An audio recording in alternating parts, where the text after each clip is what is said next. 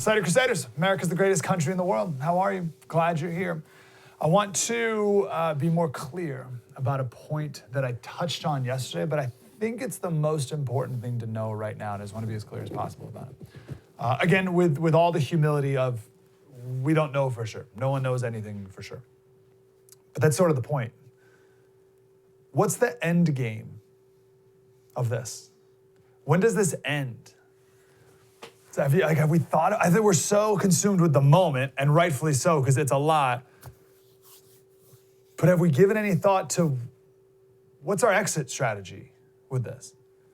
So Gavin Newsom, our governor of California, he said schools are going to be closed probably until the fall. And I remember our local school board, I live in San Diego, our local school board said on Friday, last Friday, they said, we fully anticipate to be back open in 2 weeks. And I said, you guys are out of your minds. I was doing the radio show at the time. We took the press conference live. I said, you guys are crazy. And I'm very careful. I don't want to ever give any definitely here, definitely that, because no one knows, right? But that was the one time I think so far I've said, no, schools are definitely not going to go back in session in 2 weeks. You guys have no idea what's coming here. I had a bunch of speeches booked this week and the next couple weeks, and they all canceled, obviously. And they all wrote me back, and they're like, well, how about April? How about April 27th or whatever? And I said, yeah, I'm available April 27th, but you're not going to be having this event in April. So sign me up, but no one's going to be there. I share that because I don't think people have the proper time frame for how long this is going to be a new normal. And we talked a bit about this yesterday about how we have boxes that we understand, and we're trying to put this thing that has never happened before in our lives, certainly, into these boxes. And I'm putting this into the blizzard box. Remember we talked about that yesterday? I understand blizzards, so this is like a blizzard. We batten down the hatches for 2 days, reemerge stronger than ever afterwards, and go sledding. There's no box for this. We have to start making a new box. And we got to get in the time frame of months. This is not a weekend thing. This is not a week-long thing. I don't even think it's a many weeks long thing. I think it's a months-long thing. We have to think in terms of months. Now, here's why, before you think I'm fear-mongering here, because I'm very careful. We've never peddled in that. I'm certainly not going to begin. Why do I think this? So first of all, why would it end? So about 2 days ago or so, the president gave a press conference and he talked about 15 days. This number 15 days was thrown out. So what's in 15 days?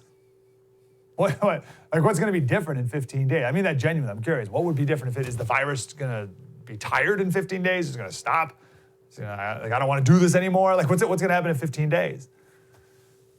Oh, it's going to die out? I've heard people say it's going to die out. What do you mean it's going to die out? That's not how it works. We don't have a vaccine. So as soon as the quarantining is over, people will just go back to their lives as normal. It's just going to come right back.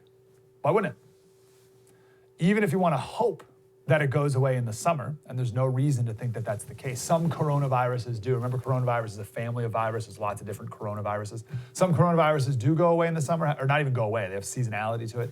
Some don't. But even then, summer's just a few months, and then it's winter.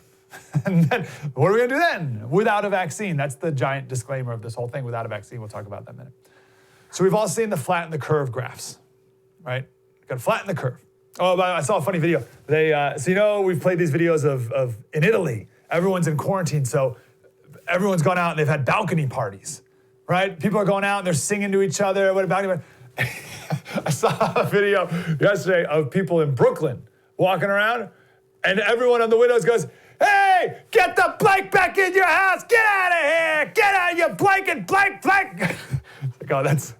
That's good. That's pretty new. Someone goes, flatten the blanket curve. So everyone understands flattening the curve. Right? We get the concept of it, but the graphs, we talked about this yesterday, the graphs have no numbers on them. So we put numbers on that graph on yesterday's show. We talked about the y-axis, right? Actually, let's put it up right now. Do we have the graph, guys? This is from the Imperial College of London, the COVID response team. This is their big analysis. This is what England is basing their analysis off of, or their actions off of this study right here, and a lot here in America as well. So they put numbers on the flatten the curve graph. Let me pull it up here. Okay, so you see on the vertical axis, that's critical care beds occupied per 100,000 of the population. So the big giant bell curve you see right there, that's if we do nothing. That's if we don't do any mitigation efforts, any quarantining at all. And then just below that, that's if we close schools. And then the orange line below that is if just certain people are isolated. The kind of yellow line below that is if we have larger quarantine efforts. And then the blue line is if we have game on, like total quarantining, which is more or less what we're trying to do here. So you can see the curve is indeed flattening. But remember the punchline yesterday that we talked about is, see the red line? See that red line? I remember when I first saw it, I said, red line, what red line? Where's the red line? Oh, you mean that tiny, that line way down at the bottom? Yeah, that represents the surge that anything above that is overwhelming our healthcare system. This is in England, but same thing here in America. Anything above that red line is overwhelming of the healthcare system. Anything. So even the blue line, huge difference between doing nothing and doing a lot, right? Huge difference between the black and the blue, but still way over the line. Every flatten the curve graph you see, it creates this perception that, oh, if we do this quarantining, then we'll get under that line. No, you're not getting under that line. Nothing you can do can get under the line. You can get closer to the line, but you're not getting under the line, according to these models here. So we talked, yesterday we did all that. We talked about the y-axis, the vertical axis. Let's talk about the x-axis now. Sorry, guys, can you throw that back up one more time? So this is the x-axis, the horizontal axis. Time. They put time on here. The blue shaded area, that's 3 months. 3 months. Has anyone talked about 3 months of these efforts? So this puts you until July, August or so. July, right? July 20th specifically, so July, August, right? So we're talking like 3 to 4 months. Are you thinking in terms of months?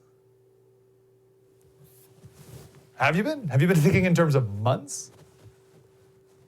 Now, the Imperial College Group, they make a good point. They say if a country, this is why it's tricky, and we'll never be able to get a full grasp on this. They say if a country does too much quarantining, or too early effort, or for not long enough time, then not enough people will get it, and then get healthy, and then get immunity. Let me put it in their words. The interventions need to remain in place for as much as the epidemic period as possible. Introducing such interventions, quarantine stuff, too early risks allowing transmission to return once they are lifted. So there's this other idea that like we flatten the curve once and then that's it. And then we're done, right? Because every time you see like the comical flatten the curve graph, it goes up and then it's gone. Well, who's to say it ends there? I'm not trying to be fear-mongering. I'm just like, I don't hear anyone ask this question. Like, what happens? So you curve it and then boom, and then it goes away forever. So that end right there is assuming that we come up with a vaccine. And that's a big assumption. It's a huge assumption. We'll talk about that in a minute here. This group, right, these graphs, they have another graph later that goes until March 2021. So it assumes a second jump. So now it's a year. So I'm not an epidemiologist, but I'm an amateur student of human behavior. And I see a range of people and their reactions to all of this. So you got, on one extreme, you have people who are still like defiant or oblivious. Did you hear Jared Leto? Jared Leto, the actor, came back from like a 12-day meditation retreat in the desert. And he came back and looked around and was like, what's going on? What the heck happened? And I've been gone, like, it was like a week and a half. I wouldn't gone that long, right? Imagine being that. Imagine you roll up to Grand Central Station and it's empty. Like, what's happening? So he was oblivious, right? And some people are choosing to be oblivious throughout it as well. And then you have people, going down the spectrum who are taking it a little more seriously, and then a little more seriously, and then very, pretty seriously. And then people who haven't left their home all week. And then I think you have more like people who are like, they batten down the hatches. They got 2 weeks planned. They're not leaving anywhere, right? So we have that spectrum. All I'm suggesting, and no one knows for sure, I certainly don't, but all I'm suggesting is we prepare physically and maybe more important, I don't want to say more important, equally importantly, emotionally for this lasting months. Prepare physically and emotionally for this lasting months, and prepare for a reemergence of it once people start going back to normal, right? When we say it's over, I don't know what that looks like. I don't know why if in, let's say, a month even, the president's like, it's gone without a vaccine. Like, it's not going to happen. So, but anyway, let's say it does. Let's say the president and everyone else, dodged a bullet. And then we go back to normal. We go start shaking hands and sneezing on each other again. It's just going to come back until there's a vaccine. So let me make this one. 12 to 18 months, they're saying, but that's just a made-up number, 12 to 18 months. Right? Vaccines, like we showed that graph yesterday, vaccines take decades, if at all. Malaria kills 3,000 kids a day in Africa, and we still don't have a vaccine for it. There's no AIDS vaccine, right? There's been a lot of money and time and effort put into that. So there's no guarantee you can just come up with a vaccine in a couple months, even if you really, really, really want to. And then there's no guarantee that the vaccine isn't going to have major side effects. Right? So that's why it takes a long time even in clinical trials. Like let's say you come up with it, it's still going to take a long time from that point forward. Let's hope it doesn't, right? But even let's say it takes a year. Let's say it's like the fastest vaccine ever, and we get it in a year. We're still talking a year. So prepare physically and mentally and emotionally and spiritually for this lasting month. I don't know what that means for you and your family or your business. We'll talk about the business part coming up in a little bit. Everyone's going to be a little bit different scenario here, but it's worth considering. Let me give you one more reason why I think this will drag out for a long time. So let's say you get the virus. It could be a week before you show any symptoms, and then another week before you get really sick. If you're in the hospital, you could be there for 4 weeks. If you're in the ICU, you're there in the ICU for over a week, probably on a respirator if there are any left.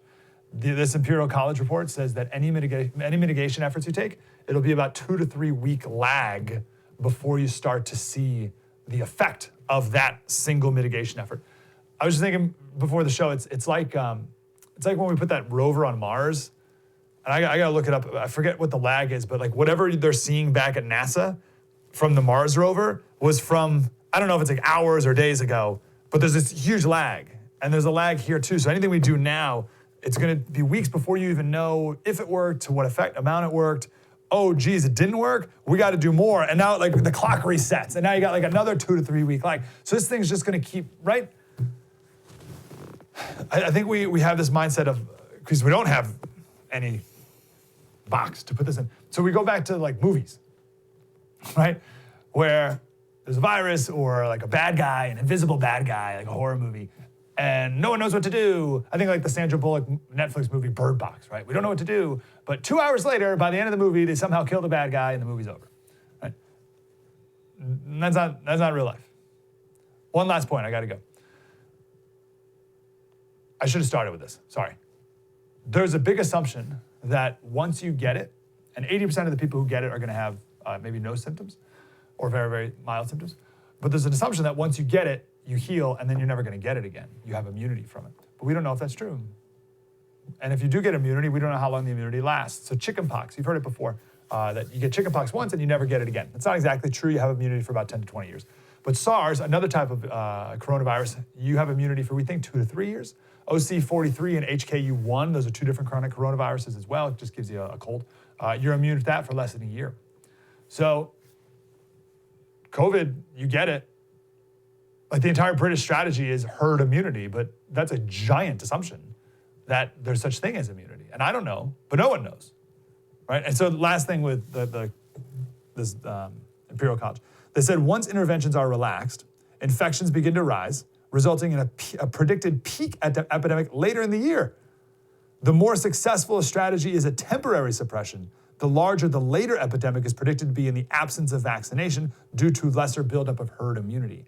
And again, even with the assumption that there is a herd immunity. So we're talking again next winter. So there you go. That's all that. None of that to scare you. I just think it's just preparing. Like that's what we've been talking about for weeks. We were like 3 weeks ago, we were talking about preparing so that you didn't have to stand in line at Costco for 3 hours. Same thing here. I'm just telling you to prepare. I'm not even saying we should be quarantined for months. I'm just saying our governments have, rightly or wrongly, reacted as they have. And there's no reason to believe that next week they're going to be like, well, we're done here. Great job, everybody. We beat it. As you were. Not going to happen. I got to take a break. I want to come back. We'll talk about the economics of all this and who's going to be affected the most as this goes on for months. True story. Mike Slater. Spread the word.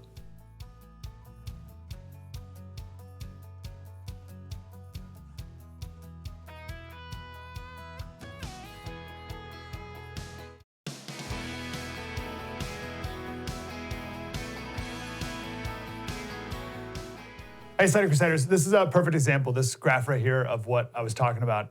We've all seen the flatten the curve graph. So here's one, and there's no numbers, right? But specifically, so last segment, we talked mostly about the horizontal axis, the time, right? So you see it says, what does it say at the bottom there? Time since first case. But look at the end of the graph.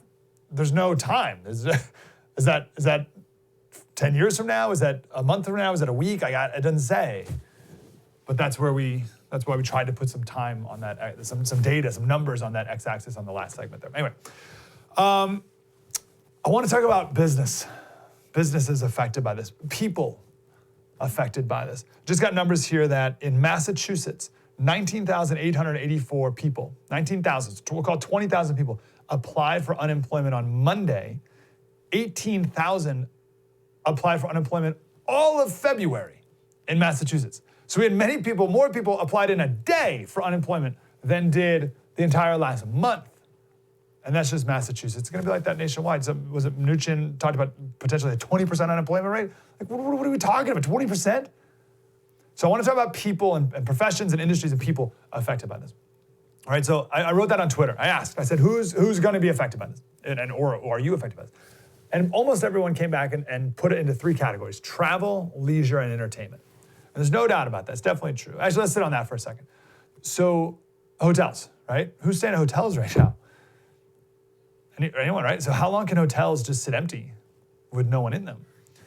Airlines, cruise ship companies, good night. What is the long-term future of the cruise industry?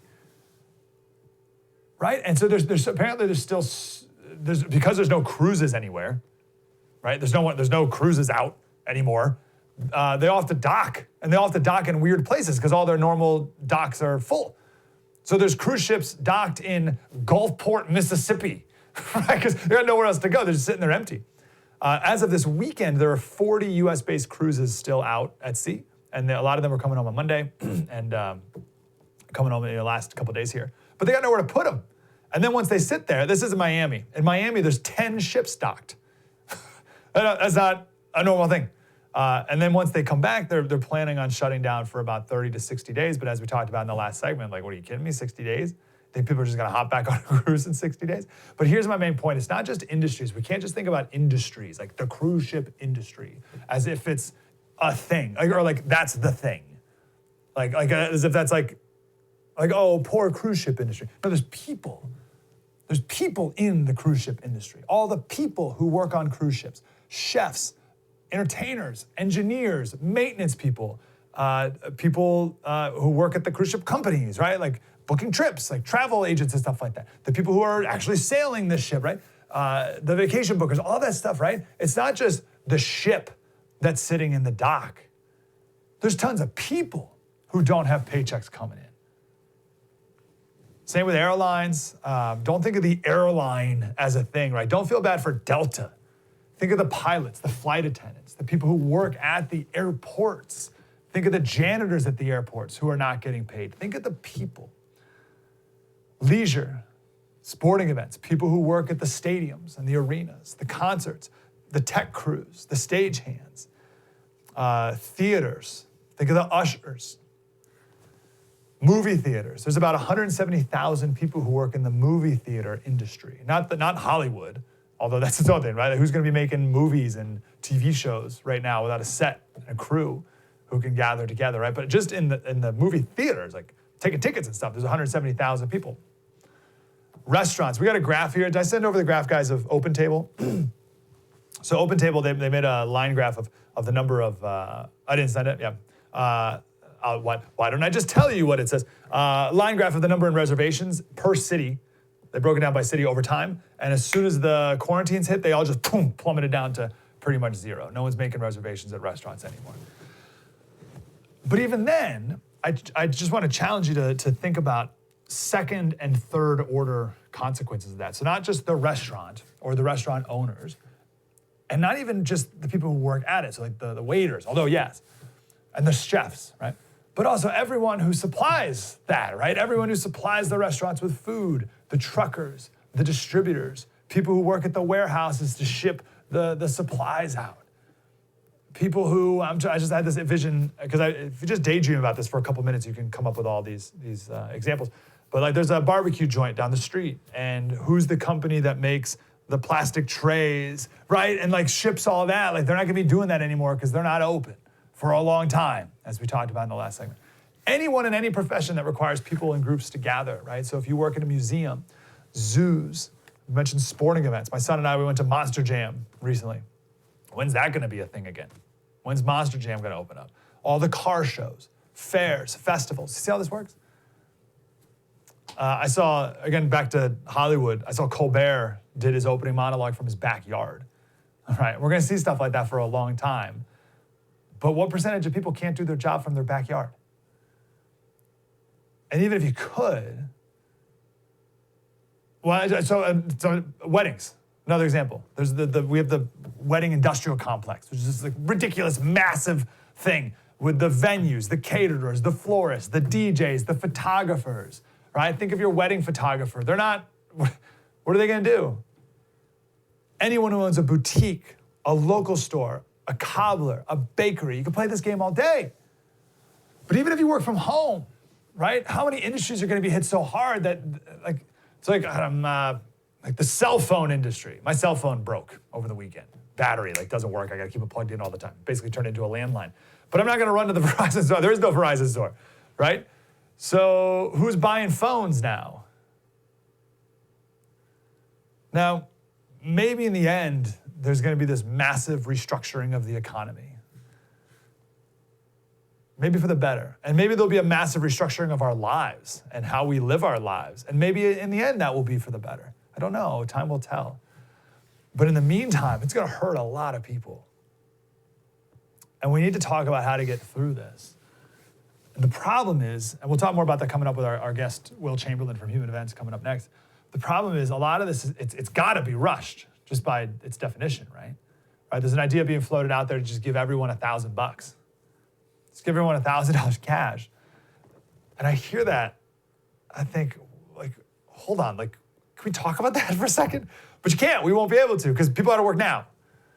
And $1,000 cash, like, that just seems so unworkable, and like that's so out of my frame of reference and my comfort zone. Like, I was just like, why do I have to give $1,000 to Tom Hanks? And why does the janitor on the cruise ship have to pay taxes to give me $1,000? Like, I personally really, I mean, I'm affected a little bit, but not much, right? Nothing compared to people who are out of work, right? I don't mean, I'm not like playing a, like, oh, what was me thing here, right? But I'm slightly inconvenienced at the most, monetarily. So someone else is gonna have to pay taxes to pay me $1,000? I don't think so. I need to be convinced that giving money to everybody is a good idea. And there's a lot of Republicans who are jumping on board with this as well. And I don't think the best thing is to give people money. I think the best thing to do is to not require give money to the government, right? So the idea is not for the government to give money to people. It's for people to not have to give money to the government. That's the path we need to take, right? We need to cut people's taxes. I love the initial idea out there to cut payroll taxes. Beautiful, right? We need to cut taxes, decrease the size of government right now, because we can really go one of two ways. So we can use this coronavirus and the realities of it as an excuse to grow government, come up with new massive government programs that will last forever. Or we can use this as an excuse, as a moment to cut government, cut taxes, cut spending in wasteful places. And listen, we're all gonna have this really big reprioritizing of things in our lives. Naval wrote on Twitter the other day, he said, there's nothing like a health problem. And this is true for individuals and our nation, but there's nothing like a health problem to turn up the contrast dial on the rest of life. You know that's true, right? Everything's going fine and you're stressed about all these different things in your life, and then you have a health issue, heart attack or whatever, and you're like, whoa, those things didn't matter. And they certainly don't matter anymore, right? Turns up the contrast dial on the rest of your life. And that's true nationwide as well. And it's gonna be more true the longer things go on. And that could be used for good, individually, but also as a government. And sometimes we need to be forced into it. And it's a good opportunity for the federal government to do that. We've seen states get rid of regulations to speed up recovery efforts, right? Get rid of these goofy regulations. Great, let's just keep them gone forever. Why do you ever need to bring those regulations back? Let's lower taxes in the light of this. Decrease federal and state spending. to help people in the midst of it. And then at the end, keep it that way. I got to go here. I want to get to our guests. In the meantime, we got to think of the people and how we can help people who have lost their jobs because of this. And it's going to, again, happen for months. People think they're going to go back to work in a few weeks. They're not. They're probably not, I should say. We need to think like this guy. Can you put that picture up here again? Do you notice anything odd about this picture here? Security footage outside someone's house. Do you notice anything? It's not a video, it's just a picture. Like nothing's gonna jump in the screen here. Do you see that on the right-hand side? Do you see the white thing sitting on the ground? It's a little white. Some guy went around the neighborhood and put a roll of toilet paper on everyone's front doorstep. The toilet paper fairy.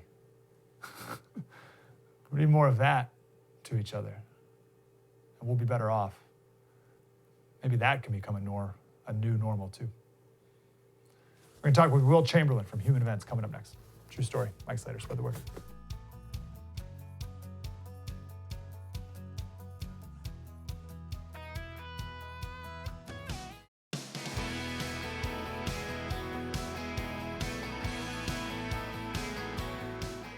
Hey, Slater Crusaders. I want to get to Will Chamberlain, our next guest. He's the editor-in-chief of the great website Human Events. Will, how are you, sir? Doing great. Thanks for having me. My pleasure. Good to talk to you. So I haven't paid any attention to any political aspect of this whole thing for the last, 3 weeks. I just don't have the bandwidth for all that. So what do we need to know? Anything political-wise? You can take it anywhere you want, whether good politics or like stupid partisanship politics. What have I been missing? So on the good side, there's a consensus on two major points, I think, at the end of the day. One point is that this is an extremely serious virus that the government needs to do something about and take aggressive measures to create social distancing and do other things like that. And the second area of consensus is the fact that there needs to be compensation for the people who are harmed by these policies. So you have people like Kamala Harris who comes out and says we need to give $500 to working class people, and then Tom Cotton says no, we actually need to write $1,000 checks. So really, there's actually a pretty close consensus on those two basic points. So that's the good thing. And on the core question of what needs to be done, there's not a lot of daylight between the parties actually on this one. I think that's a good thing. We don't really have a lot of questions in American politics on that, where it's that close. Yeah. The second, on where it's divided, is sort of this semantic issue about whether or not it's okay to call it the Wuhan virus. And I think the Democrats are just completely in the wrong on this one, because in my view, they're just parroting Chinese Communist Party propaganda. That party very much wants to make it so that the virus doesn't seem as though it came from China. They want to somehow pin the blame on someone else. They've even had some of their more adventurous ambassadors start tweeting that it was the U.S. military that released the virus or something like that. And at the same time, people who are trying to be like, no, this was the Chinese Communist Party. They had the chance to contain it, and they were imprisoning and silencing whistleblowers and doctors who were trying to spread the word. We should pin the blame on them. And remember, if it was an American corporation, we would hold them liable for basically everything that was going wrong in tort law. I think that's a really key difference at this point in terms of where things are going to go in the future politically. But on the core substance of what should be done, there's not that much difference. That's good. It'd be one thing if this virus came from a wet market in China and we could criticize China for their lack of food safety regulations of it. But as you mentioned, it's way worse than that. It's like China shutting down people and all that, right? Maybe even give a little more detail into what China did that really made this a huge pandemic. Right. Well, China, the disease first broke out in Wuhan, and sorry about the lag delay. I can already tell there's a little bit of video lag. The disease broke out in Wuhan, and at that time there were a number of Chinese doctors who were trying to get the word out about the fact that there's this novel coronavirus. This isn't just the flu. It's a pandemic. We need to take action against it. And the Chinese government was actively telling those people to be quiet, saying that they were violating the law, reducing stability, and generally making sure that no one was talking about the virus. and then allowed, I think there was some festival where everybody was traveling across the country. They knew there was this virus around, and they let that festival go forward, which was the first super spreading event where you had this big explosion in cases. And then the second thing they didn't stop their citizens from traveling outside of the country. They allowed their Chinese citizens to travel who might well have the pandemic. And then not only that, but they put massive pressure on foreign governments not to ban travel, and essentially created a worldwide campaign to make the United States seem racist or xenophobic for banning travel from China. In retrospect, I think it seems obvious that while Trump did a very good thing in terms of banning travel from China, if you were trying to design the optimal policy for 8 weeks ago, it would be much more aggressive. We would be banning travel not just from China, but from any country that refused themselves to ban travel from China in order to keep the virus out, given the massive economic crunch that this virus is causing. So I think that China government stopped it and was actively concealing what was going on. Totally. This is too early of a question, but I'll throw it to you anyway. What restructurings of our political and or economic relationship with China do you see coming at the end of this? Let's say 2 years down the road, whether it be supply chains or also just, do you think people will realize that China is the enemy? China's a big problem. How do you think people will change in the next couple of years with China?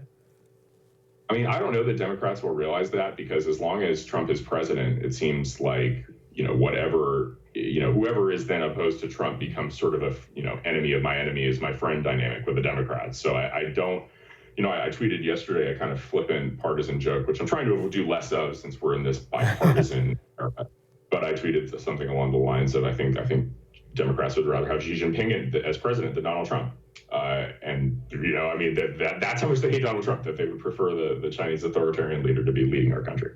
Now that might be slightly aggressive and slightly unfair, but the point still holds. Like, in terms of broad consensus, I don't know that Democrats are going to view China as the enemy. Also, because they've invested so much in seeing Russia as the primary geopolitical enemy number one, and it's kind of hard to pivot. That said, I think the importance of having domestic supply chains for things like masks and prescription medicines has become abundantly obvious. Like, that can't be in a foreign country. It needs to be here, because no matter what efficiency gains you make by offshoring those supply chains and getting those products cheaper in good times, it's absolutely unacceptable to have an outcome where our primary geopolitical adversary could shut off the supply of our prescription medicines. That just can't be the case. It can't be the way the world. 97, as free market as I am, and I believe you are too, 97% of our antibiotics made in China. That's unwise. And it's unwise. Yeah, shouldn't happen. So let's bring it back home. So what do you see moving forward here? I know it's tough to be in the prediction game. Let me ask you this way instead. The first segment of the show, I did a whole thing about why I think this is going to last for months, right? I don't see in 2 weeks, we beat it, we're done. Nice job, everybody. Yeah. This is like a months long thing. How are people going to react to that? Like just what's human nature of the government telling you can't have events, you can't leave your house, you can't go to school, all this stuff for months. How do you think people are going to react to that? I think it's going to depend on whether or not we have a Lombardy-like situation in a few cities, right? The real question is, is there an empirical demonstration in the United States of why it is absolutely essential to distance? And I mean, that's sort of weird and tragic, but I think that actually will determine how a lot of people respond to the government's queries, because it's clear in Italy, if you read Italian Twitter and what's kind of the reports from Italy editorials, they're all on board with social distancing. Like, nobody's really mad at the government that they're putting in place this lockdown, because they saw what happened in Milan, right? They saw what happened in terms of just an overwhelming number of elderly people passing away, and they realize that's not an acceptable outcome. So the big persuasion or the big ideological push that I and others were trying to make in the past few weeks is that could happen here, and that's not an acceptable outcome, and so we need to take aggressive measures to stop it. I was getting a ton of pushback until recently, when I think the president changed his tune a little bit, and so most of the rest of everybody else changed their tune too. But for the long term, I think that after 2 to 3 months, people will get really tired of this, And my guess is that it would take like at least one city having a sort of terrible outcome to really ensure that everyone will remain compliant. Yeah. Unfortunately, that's right. Last question, Will. Any just kind of final thoughts, something that people aren't talking about that you wish you could scream from the rooftops?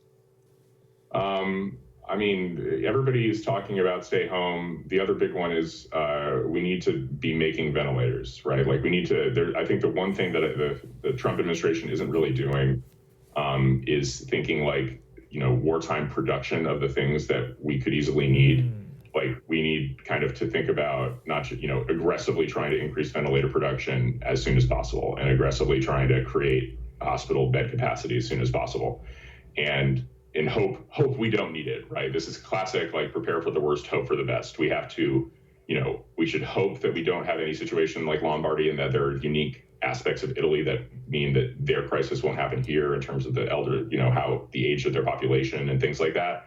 But at the same time, we need to prepare for that eventuality as best we can. And that means ventilators, beds, masks. We need to start producing those here as fast as possible.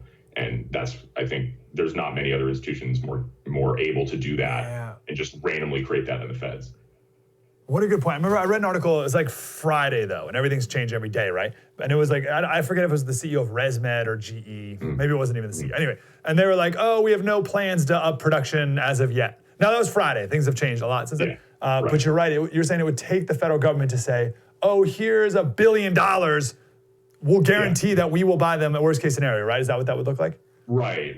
Or, in terms of beds, just requisitioning like properties already and buying them and setting them up, like kind of like China did when they realized like the scale of their problem. They just straight up built a few essentially military hospital type facilities to hold patients. Yeah. Like we need to be prepared for that possibility because we've seen it happen in other places and we can't just eliminate the idea that it could happen here. And it's just time to be aggressive and preemptive on these fronts, especially. Totally, got to be. Once it becomes necessary, it's too late. That one of those things, just like all this has been. Right. Awesome, Will Chamberlain from Human Events. What's your Twitter? People can follow you there, Will. I'm Will Chamberlain on Twitter and Periscope. That's where you can find me very regularly. Perfect. And of course, at Human Events. Thanks, Will. We'll talk again. Keep up the good work. Thank you. Thank you, brother. True story. Mike Slater. More coming up.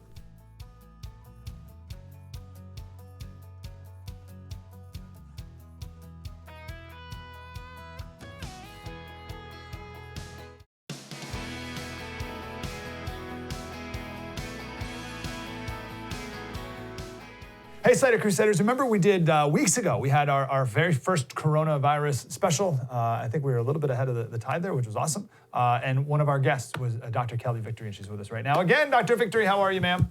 I'm well, thanks, Mike. Good to be with you. Good to talk to you. This is unfair, but I just did a quick perusal of your recent Twitter, and it seems like you're less of a, maybe concerned as other people are and as governments are reacting and all that stuff. I want to give you a chance to clarify that here. You are correct. I think that I probably fall to one end of the spectrum. I am not a naysayer in any way. I recognize that this is a novel virus. I recognize that it is apparently extraordinarily contagious, perhaps more contagious than influenza or even other cold viruses. That said, I believe we are wildly overestimating the impact of this. And what I mean by that is what the actual mortality rate is, for example, because the numbers that are being reported are simply not correct. And I can get into the details on why that is.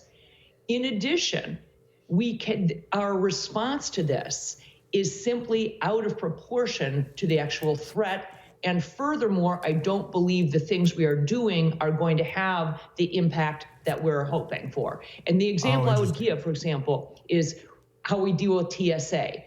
Everybody wants to be safe. After 9/11, we did that. But hopefully most people recognize that throwing out your 5 ounces of toothpaste is security theater. It is not actually making us safer. And I believe we're doing the same thing here. We are causing huge inconvenience, tremendous economic impact from which we may not recover for years, all in order to, quote, stop the spread of something that in all likelihood has already impacted conservatively 50% of Americans. Okay, let's work backwards. Let's do this point, because this is interesting. I always like to challenge assumptions, and there's a ton of assumptions here because no one really knows, right? Correct. So all we can do is kind of do the best we can. So there's an assumption that quarantining and social distancing will, as you said, stop its spread. Are you suggesting that's not true, or be more? Help us understand that better. Is it not true, or will it not stop the spread enough? Great question. Epidemiologically, we know just from all of our years of data, quarantining works great up to a point. Once somewhere in the range of 5-8% of a population has been exposed to something, social distancing no longer is very effective. It's simply the horse is out of the barn, if you will. There are just too many people out there, so social distancing doesn't work well. When you think, and at this point, as I said, I think conservatively, it is certainly possible that 50% of the population has been. So we are way beyond that 5 to 8% mark. So why do you think that? Why do you think 50% of people already have it? I think have been exposed to it, absolutely. So think, for example, New York City, makes the powerful move to shut down bars and restaurants and fitness centers and all this. They didn't close the subway. The subway where people are 6 inches apart on a good day. So, the spread, and so when I look at that, it makes me cringe because I say the economic impact of doing something like shutting down all of New York City, but then leaving the subway open is patently absurd and doesn't cap the spread. So that's why I say this. So I think that, I have no problem with doing things that I think have a chance in hell of actually having the intended impact. But social distancing at this point, not so. Furthermore, let's look at this, take it from this perspective. If the people who are really at risk from this thing are people over the age of 65, say, and the handful of people who are under 65 but have some other existing condition, either on chemotherapy or something of that sort. There are 55 million Americans over the age of 65. 2% of them still work. Most of them are retired. So why would you take every able-bodied, healthy person out of the workforce and tell them to stay home, rather than taking the 55 million Americans, 98% of whom are already retired, and isolating or trying to protect them? Yes, I've thought that before. Why didn't they? Why didn't they quarantine older folks? And that begs the bigger question, Is the concern that 40, 50, and 60-year-olds could also be very adversely affected? It depends how you find very, right? But to enough where it would warrant them to really, really try not to get it too? Well, sure. I don't know. Nobody likes to get the flu, and yes, there will be some number of people who, for some odd reason, get a bad. And generally, by the way, when one dies from one of these viruses, you generally don't die from the virus; it's from a complication of it. Generally, people develop a bad pneumonia or something on top of it. So yes, it's certainly possible that somebody in their 30s or 40s could get ill with it, but we're talking handfuls of people. So we aren't focusing on the people who are most at risk. The other big issue that we've got to talk about is really what is the actual risk and mortality. As of moments before I got on with you this morning, the last numbers were somewhere around 6,500 cases, quote unquote, in the United States, 6,500 with 116 deaths, which if you calculate that out, that comes to a mortality rate of around 1.7%, which is what's being reported. But that's patently absurd. 6,500 people have been tested. We know the numerator, the number of people who die, we know, and that's a very certain number, 116. The problem is that the denominator, the number by which we are dividing that, is absolutely unknown. If it's only off by a factor of 10, maybe actually instead of 6,500 Americans have it, maybe it's 65,000. Well, all of a sudden, the mortality rate just went to 0.17%. And if it's actually off by a factor of 100 and there are 650,000 Americans, all of a sudden, the mortality rate plummets compared to regular seasonal influenza. Yeah, the fatality rate's almost a meaningless number because we don't have that data at all. You can't, as you said, you can't even report it. Precisely. So you're very young. Have you ever had the flu? I don't even remember. So no, I'm going to go with no if I don't know. So I've had it probably twice in my life. Did I get tested? No. Most people who have the flu, if you ask them, have you ever had the flu? They'll say, yeah, I had it once when I was in college or 2 years ago. It was awful. Sure. And I say, did you get tested? And they say, no. Because most people, so we don't know that number. The denominator, the number that you need to have to calculate what the true mortality rate is an unknown. And we are probably off, not by a factor of 10 or 100, we're probably off by a factor of 1,000. Okay, that makes a lot of sense. We got about 2 minutes. Two-parter. What would you have to see in order, and I don't mean this rudely, please, but what would you have to see in order for you to be like, oh, geez, whoa, this is actually really bad. This is worse or affects more people or whatever. And that's one. And then two, the cat's out of the bag when it comes to like shutting everything down. I don't see our governments ever being like, well, we overreacted, everyone go back to work. That's going to be a tough political sell now at this point. So what would governments have to see in order to be the opposite of that question? What would governments have to see in order to be like, oh, geez, okay, never mind, everyone as you were? Yeah, well, let's take that one first and go backwards. And this is, again, where I'm saying we have started down a path that if this is going to be our standard acceptable response every time now we have a novel virus, we're in a heap of trouble. Because you can't run a country this way, you can't stay financially solvent this way, you can't remain as world power this way. This is not a way to run a country. We are able now, the novel viruses have been around for forever, we just weren't able to test for them. So if the fact that we've become technologically and scientifically advanced and now can test for these things, if the result of that is going to be that every other year we have a national shutdown, it's not sustainable. So I don't know I think you're right. Governments, they back themselves into a corner. And now, they're gonna say, what you're gonna hear is, well, as we predicted in the summer, it started to dip down and so everything's good, but thank God we did what we did and we stemmed the tide.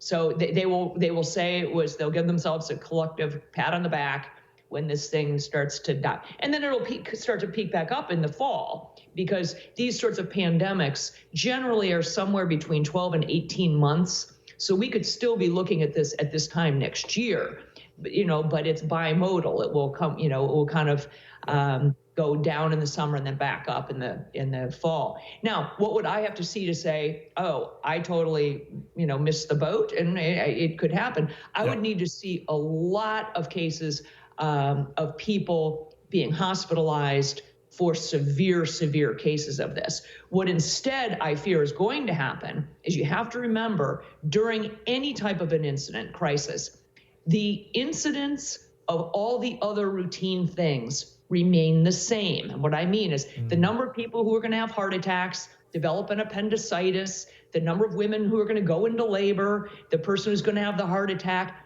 those all keep happening at the same rate. And if those people can't get a bed in a hospital because the ER is clogged up with people who sneezed and want to now get tested for coronavirus or said, oh, my throat's scratchy and I'm panicked, and if all these people are panicking, the people who are going to labor, having appendicitis, having a stroke, they don't get a hospital bed. And that's a real problem. And I think really that may be really exposing a problem with this particular response. Okay, Dr. Victory, whether you're right or wrong, or Fauci's right or wrong, or whatever, I think we need to hear all of this. This is super important. I agree, and I appreciate the academic dialogue. So when I say it's not that I'm a naysayer, it's that I'm trying to bring a modicum of reason to this and saying, let's think this through. Let's think this Yeah. through. Let's not be scaring people by saying, if I hear one more time, this is 4 times more fatal than influenza. That's simply not realistic, and it's not fair, and it does a disservice to all Americans. This is where social media and the 24/7 news cycle has not served us well. Yeah, you're right. And that data doesn't even make sense because everything you said, but also like what age group, what age bracket, what other underlying health issues. Like there's way too much nuance there that can't be included with a grand statement. We got to go. Dr. Victory, can we reconvene next week? Because this is changing every day. So let's try again next week and we'll see what's changed. Awesome. It's Dr. Kelly Victory on Twitter, and kellyvictorymd.com is the website. Ma'am, thank you so much for your time. Wonderful. Thank you. Stay well. All right, Slater Crusaders, I think that was a good ending, okay? All right, we had some ups and downs throughout the show today, but super grateful for the doctor. Okay, what day is it today? I don't even know where we are. What is it, Wednesday? Jeez, okay, we'll see you. Well, actually, tomorrow we have a coronavirus special. Good night. So be tuned for that, and then we'll be back on Friday with regularly scheduled programming. True story, Mike Slater, spread the word.